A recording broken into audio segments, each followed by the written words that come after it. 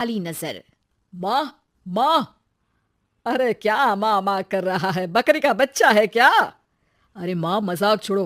मुझे फाइनली वो मेन चौराहे वाली दुकान मिल गई है। अब देखना, आपका बेटा दुगनी स्पीड से पैसा कमाएगा। ओफो, ये क्या? मेरी ऑनलाइन मेकअप क्लास चल रही है। इतनी जोर से क्यों बोल रहे हो आप दोनों? अरे मेरी धर्म पत्नी जी, मेकअप क्लास बाद में करना। वो चौराहे वाली दुकान मिल गई है हमको। अरे वाह! रुको, मैं अपनी माँ को फोन लगाकर बता देती हूँ। अरे मैं भी अपने रिश्तेदारों को बता देती हूँ, कितनी खुशी की बात है।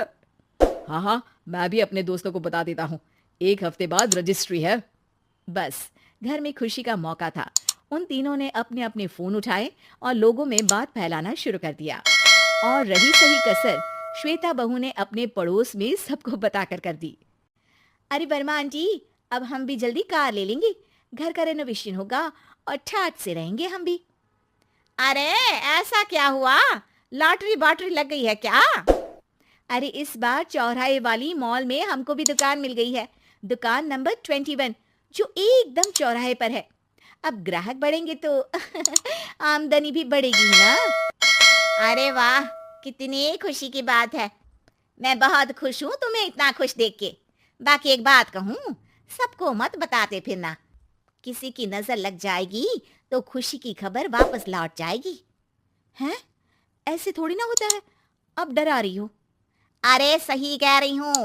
काली नजर कहते हैं इस चीज को, जब आप किसी को कुछ बताओ और वो काम बिगड़ जाए। अरे लेकिन मैं तो। तुमने सबको बता दिया ना? हाँ, फोन लगा लगा के। अब बच के रहना। काली नजर बड़ी खतरनाक होती है। श्वेता इतनी खुश रहती है कि वो वर्मा आंटी की बात पर ध्यान ही नहीं देती, जबकि पड़ोस में और भी लोगों से खुशी की खबर शेयर करती रहती है। अगले दिन राजेश बहुत दुखी होकर घर आता है। अरे बेटा, क्या हुआ? मुंह क्यों सूजा हुआ है? मधुमक्खी ने काट लिया क्या? माँ, वो दुकान किसी और के पास चली गई। किसी ने ज्यादा भाव लगा दिया। अरे पर बात तो आपसे हुई थी ना उस दुकान वाले की। हाँ, आज मैं टोकन अमाउंट देने गया था, तब मुझे पता चला। कोई आकर सुबह मुझसे पहले ही ज्यादा अमाउंट दे गया। काली नजर। क्या? क्या कहा? वर्मा आंटी ने समझाया था कि किसी को बताना मत, वरना काली नजर लग जाएगी। अच्छा, तुम्हें उनकी बात मान लेनी चाहिए थी। उनकी बात मान लेती, लेकिन उसके पहले ही सबको बता चुके थे ना हम तीनों। अरे अगली बार से ध्यान रखेंगे। कोई भी नई चीज होगी तो किसी को नहीं बताएंगे। तीनों कुछ दिन ऐसे ही रहते हैं, पर एक दिन श्वेता को एक मेल आता है। राजेश, मेरा ऑनलाइन मेकअप कोर्स कंप्लीट हो गया। अब मैं खुद का पार्लर खोल सकती हूँ। अरे वाह, अपने मोहल्ले में ही खोलते हैं। ये जो घर के सामने दुकान है ना, वहीं। हाँ, यहाँ सस्ती भी मिल जाएगी। अगले दिन श्वेता वर्मा आंटी के पास जाती है, मिठाई का डब्बा लेकर। अरे आओ आओ, कैसे आना हुआ? जोर से नहीं बोलूंगी। वो सामने वाली दुकान है ना, वहां मैं अपनी पार्लर की दुकान खोलने वाली हूँ। उसकी मिठाई है। अरे वाह, बहुत बधाई हो तुमको। हाँ, मैं कमाने लगूंगी तो राजेश पर पूरे घर का बोझ नहीं रहेगा ना आंटी जी। ये तो है। पर ये बता कि तूने ये बात किसी और को तो नहीं बताई ना? अरे नहीं नहीं, पिछली बार गलती कर दी थी। काली नजर लगी किसी की और राजेश के हाथ से वो दुकान चली गई थी। सबको मत बताना। चलो मैं चलती हूँ, कल दुकान की बात करने भी तो जाना है। अगले दिन श्वेता दुकान के लिए मालिक से बात करने जाती है। अरे लेकिन दुकान तो हम कल रात को ही किसी को दे चुके हैं। कल ही? हाँ, कल ही। 2 दिन बाद कोई यहाँ पार्लर भी खोल लेगा। आप कहीं और दुकान देख लीजिए। अरे पर हमको भी तो पार्लर ही खोलना था। हाँ भाई, ये एक ही दुकान है, आधी आधी तो नहीं दे सकता ना मैं। राजेश और श्वेता घर पर हताश होकर आ जाते हैं। इस बार तो किसी को बताया भी नहीं था, अब किसकी काली नजर लग सकती है? सुनो, तुमने माँ को बताया था क्या? अरे कैसी बात कर रही हो? माँ की नजर थोड़ी ना लगेगी। पक्का तुमने किसी को नहीं बताया था ना? सिर्फ वर्मा आंटी को बताया था। उन्होंने ही मुझे किसी को नहीं बताने को कहा। अरे यार, तुम भी सही हो।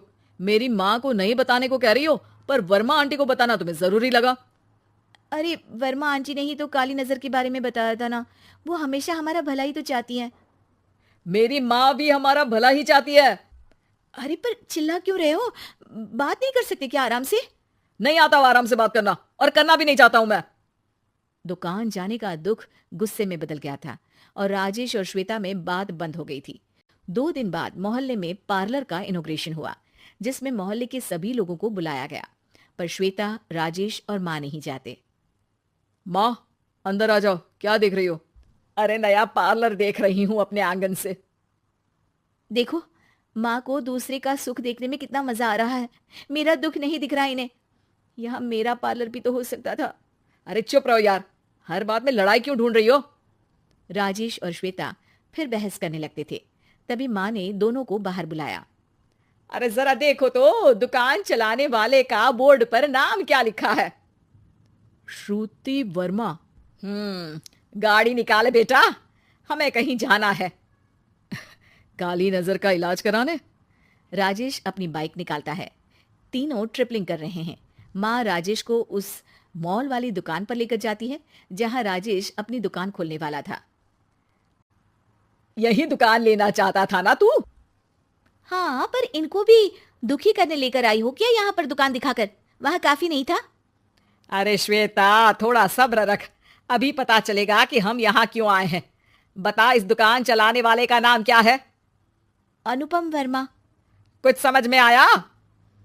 वो दुकान वाली श्रुति वर्मा, ये दुकान वाला अनुपम वर्मा, और हमारे पड़ोस में हमने उस दुकानों के बारे में बताया किसको था? वर्मा आंटी को। मतलब वर्मा आंटी ही हमारा काम बिगाड़ रही है?